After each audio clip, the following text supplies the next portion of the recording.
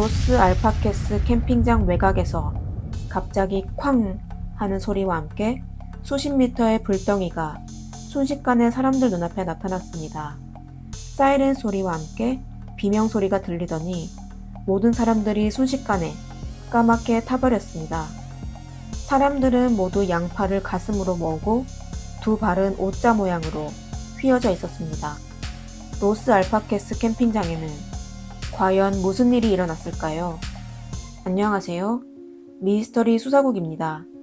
오늘은 스페인에서 발생한 끔찍한 화재 사건을 소개해 드리겠습니다. 1978년 7월 11일 정오, 트럭 운전사 프란치스코는 스페인 타라고나 지역의 한 정유 공장에서 액화 프로필렌 한 트럭을 싣고 목적지인 바르셀로나로 향했습니다. 프란치스코는 올해 50세로 20여 년 동안 거의 매일 유료 운송 일을 해왔습니다. 그의 탱크는 스페인 저수지 회사 소속으로 주로 회사에서 유료를 운송해 왔습니다.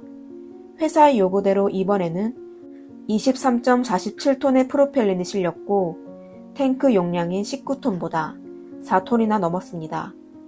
또한 회사는 프란치스코를 위해 가성비가 가장 좋은 노선을 선택하여 N340 해안도로를 지나 고속도로 요금을 내지 않도록 했습니다. 이렇게 하면 고속도로 통행료를 지불하지 않아도 되고 또 더 많은 물자를 실을 수 있으며 운송 비용도 줄일 수 있었죠. 이것은 장거리 화물 운송업계에서 모두가 알고 있는 관행이었습니다.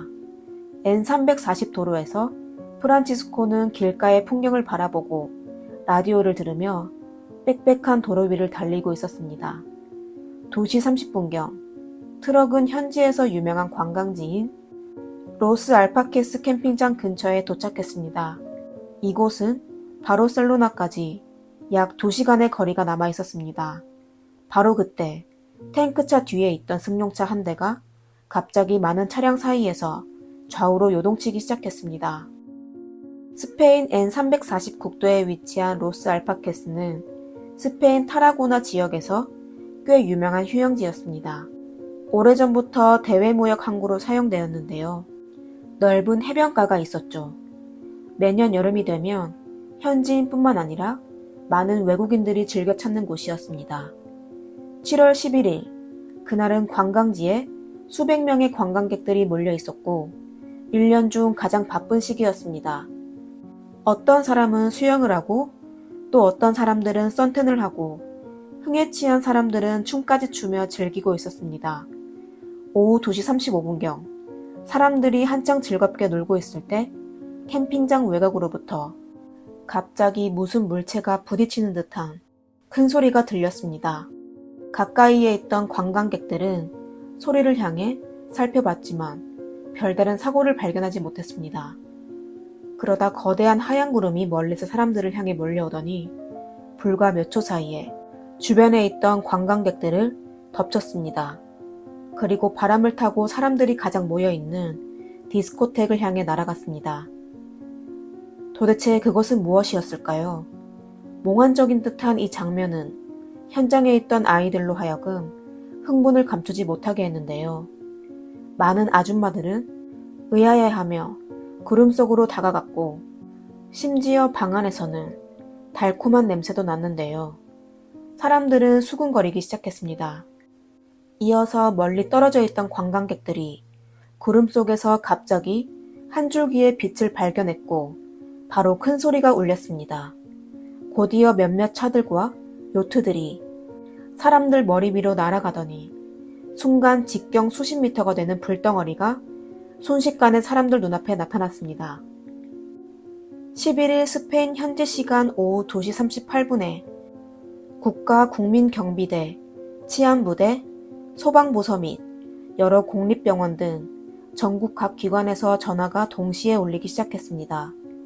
현장은 사이렌 소리와 문의 소리, 그리고 비명 소리로 가득했습니다. 현장은 이미 폐허가 되었고 로스 알파케스 캠핑장에서 사고가 났다는 소식은 모든 사람들에게 알려졌습니다. 연락을 받은 스페인 국가경비대 페드로 장관은 바로 헬기를 타고 현장을 향해 출발했습니다. 국민경호대는 스페인 내무부와 국방부의 관할을 받는 국가급 무장 세력입니다. 국민경호대가 대규모로 출동이 필요한 경우는 사태가 위급하거나 심각한 테러가 있을 때였습니다. 캠핑장에서 무슨 일이 일어났는지 알 수 없었지만 국민경호대는 불과 10여 분 만에 헬기에 장비를 가득 싣고 현장에 도착했습니다. 흔들리는 헬기에서 페드로는 캠핑장을 내려다보았는데요. 무려 절반이나 되는 땅이 모두 칠흑같이 어두워져 있었습니다. 그리고 수십 대의 자동차와 텐트가 잔해로 변했고 해변가에 있던 보트들도 수십 미터 밖에 떨어져 있었습니다. 페드로는 헬기의 높이를 낮춰 더 많은 세부 사항을 확인하려고 했습니다. 캠핑장 가까이 가자 곳곳에서 작은 점들이 눈에 띄기 시작했습니다. 헬기에서는 잘 보이지 않았지만 일정한 거리로 가까워지면서 까만 점들은 빽빽하게 몰려있는 사람임을 알 수 있었습니다. 사람들은 모두 까맣게 타버렸고 도로에서 캠핑장까지 여기저기에 널려 있었습니다. 피해자는 최소 100여 명으로 추정됐는데요. 사람들이 가장 많이 몰렸던 곳은 해변에 있던 디스코텍이었습니다.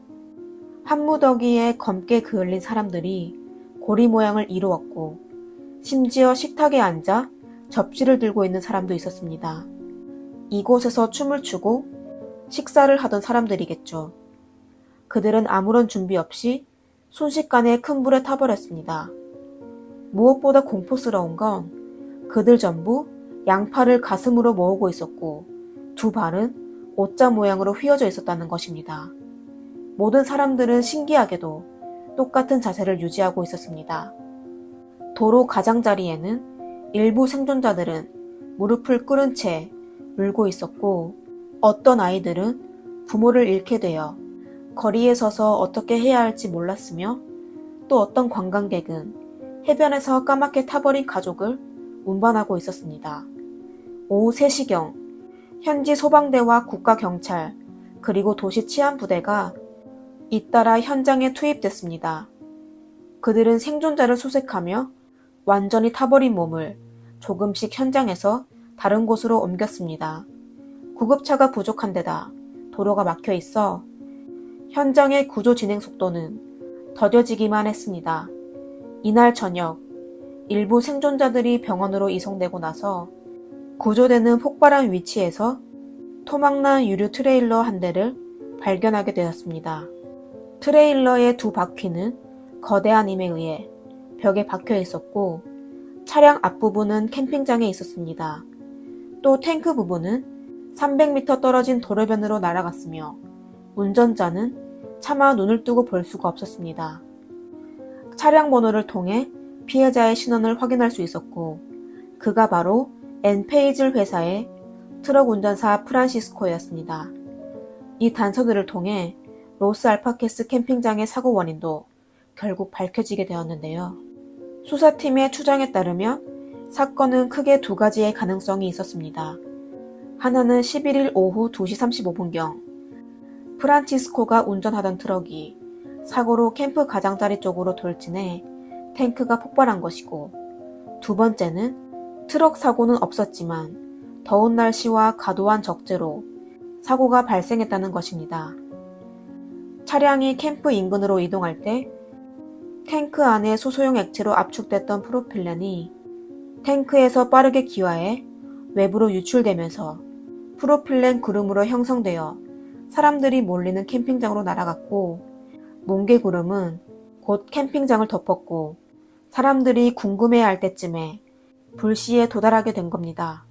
가연성이 강한 가스로 불이 붙자마자 탱크차 쪽으로 번졌고 부글거리던 액체가 부풀어 오르며 순식간에 공포스러운 현장으로 변했는데요. 이 폭발은 탱크가 파손될 때 흔히 발생하는 사고입니다. 탱크가 손상된 후 탱크의 압력 변화로 인해 액화가스가 빠르게 증발되며 이때 불씨를 만나게 되면 탱크 내부가 압력의 한계로 강력한 폭발이 발생합니다. 통상적으로 15kg짜리 가정용 액화가스도 극한의 상태에서 폭발하게 되면 순식간에 닫힌 건물을 파괴할 수도 있습니다. 프란치스코의 탱크에는 총 23톤의 프로필렌이 들어있었고 순간 섭씨 1000도가 넘는 거대한 불덩어리로 형성되어 지상의 가로 20, 높이 1.5m의 구덩이를 남겼습니다. 캠핑장은 몇 초도 안 되는 순식간에 축구장 45개의 크기만한 캠핑장 90% 정도를 잿더미로 만들었습니다. 사람들이 미처 반응하기도 전에 단숨에 타버렸습니다. 조금 멀리 떨어져 있던 관광객들도 도망갈 틈도 없이 바로 불 속으로 사라졌습니다. 어떤 사람은 아이를 박스에 넣었지만 결국 박스와 함께 타버렸고 또 일부 사람들은 불이 붙었을 때 바다로 뛰어들었지만 바닷물은 불꽃으로 인해 수십 도에 달하는 소금물로 변했고 그들은 내려가자마자 비명을 지르며 더 이상 올라오지 않았습니다. 고온의 열기는 마치 스테이크를 굽듯 사람의 신경조직을 수축시켰고 수분이 빨리 빠져나가게 했습니다. 또한 수축된 근육이 관절을 잡아당겨 팔다리가 휘어지게 되었습니다. 마치 권투 선수의 수비 자세와 흡사하죠. 이런 기괴한 자세로 그들은 그 장소에 쓰러져 있었습니다. 로스 알파키스 캠핑장은 불길에 휩싸여 초토화되었고 놀러온 관광객들은 대부분 수영복만 입고 있었으며 여권과 다른 신분을 밝힐 수 있는 물건들은 순식간에 불에 타버렸습니다. 그리고 사람들의 몸은 까맣게 탄 채로 물건들과 붙어 있었습니다. 자원봉사자와 소방관들은 사람들을 한 곳으로 옮겼습니다. 자원봉사자들은 사람들을 발견했던 위치도 전혀 기록하지 않았고 심지어 수박통을 머리뼈로 착각하여 던지기도 했습니다. 하여 피해자의 신원 확인은 더욱 어려워졌습니다. 법의학팀은 피해자가 생전에 사용한 틀니와 병원에 남긴 엑스레이를 통해 일부 신원을 확인할 수 있었지만 많은 신원은 확인이 불가했습니다. 재난에서 살아남은 수백 명의 환자들은 각각 바르셀로나와 남부 발렌시아의 병원으로 옮겨졌습니다. 그중 127명은 병원으로 이송 시 이미 전신의 90% 이상의 화상을 입었습니다. 이 정도 크기의 화상은 고통은 이루 말할 수 없고 또 심각한 감염도 발생할 수 있었습니다. 그 당시의 위생과 의료 조건으로 구조 작업은 매우 어려운 작업이었습니다. 환자들은 며칠, 심지어 몇 주 동안 고통에 시달리다가 결국 모두 숨졌습니다. 사건 발생 다음 날 캠핑장 폭발 뉴스는 유럽 전역에서 톱뉴스로 실렸습니다. 피해자들은 거의 관광객들이었습니다. 스페인 현지인뿐만 아니라 독일인, 프랑스인, 그리고 다른 나라 손님들도 많았습니다. 심지어 가족 단위로 세상 뜬 사람들도 있었는데 아주 마음 아픈 재앙이었죠. 특히 사람들을 분노케 한 건 사후 발표한 조사 결과에 의하면 이번 사고는 분명 막을 수가 있었다는 것입니다. 우선 사고 차량과 같은 대형 탱크 트레일러에는 감압 밸브가 설치되어 탱크의 압력을 어느 정도 제어하고 증기 폭발을 줄여줍니다. 하지만 저수지 회사의 탱크 트레일러는 이런 기본적인 장치가 장착되어 있지 않았습니다. 하여 조사팀은 프란치스코의 트럭이 액화 석유가스 운송 기준을 전혀 충족하지 못했다는 사실을 발견하였습니다. 부식성 물질을 실어 운송한 적이 있어 탱크의 벽은 매우 약해져 있었고 작은 문제가 발생해도 사고를 일으키기 쉬우며 또 가스가 노출되기 시작하면 탱크의 압력 내력이 약하기 때문에 불시에 부딪히게 되면 급속하게 폭발할 수 있습니다. 그리고 현장에 있던 사람들도 탈출할 기회가 전혀 없었을 것입니다. 엔페이즐 회사가 프란치스코에게 지시하여 과도한 양의 프로필렌을 적재하게 했습니다. 또 그에게 고속도로를 피해 인구가 밀접한 N340번 도로에서 운전하기를 요구했습니다. N340번 도로는 차가 많고 도로가 좁았을 뿐만 아니라 해안도로이기도 합니다. 이는 곧 사고 확률 증가와 사망자 증가로 이어집니다. 그리고 이번 고속도로를 피했던 운송은 하나로 겨우 130만원 정도를 절약할 수 있었습니다.